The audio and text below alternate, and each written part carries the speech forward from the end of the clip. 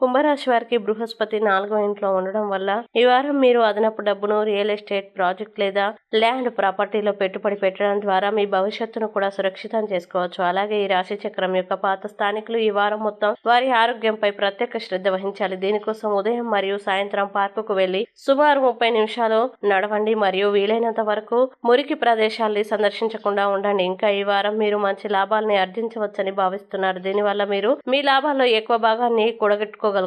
ఈ అదనపు డబ్బును రియల్ ఎస్టేట్ ప్రాజెక్ట్ లేదా భూమి ఆస్తిలో పెట్టుబడి పెట్టడం ద్వారా మీరు మీ భవిష్యత్తును కూడా భద్రపరచుకోవచ్చు. అలాగే ఈ వారం మీ వ్యక్తిగత జీవితంలో ఇలాంటి పరిస్థితులు తలెత్తుతాయి. మీ స్నేహితులు ప్రకృతిలో సహకారం ఉన్నారని మీకు అనిపిస్తుంది. అయినప్పటికీ మీరు వారితో ఏదైనా మాట్లాడేటప్పుడు ప్రత్యేక శ్రద్ధ తీసుకోవాలి. లేకపోతే మీరు కోరుకోకపోయినా వారిని బాధ పెట్టవచ్చు. కుంభరాశి వారు ఈ వారం చేయాల్సిన పరిహారాన్ని గనక చూసినట్లయితే ప్రతిరోజు 21 సార్లు ఓం నమో నారాయణ అని జపించండి. మంచి శుభ ఫలితాలని పొందుతారు. అలాగే ఈ వారం కుంభరాశి వారికి అనుకూల తేదీలు గనక చూసినట్లయితే వీరికి 21వ తేదీ చాలా మంచి రోజు. ఈ తేదీలో ఏ పని ప్రారంభించినా సరే మంచిది.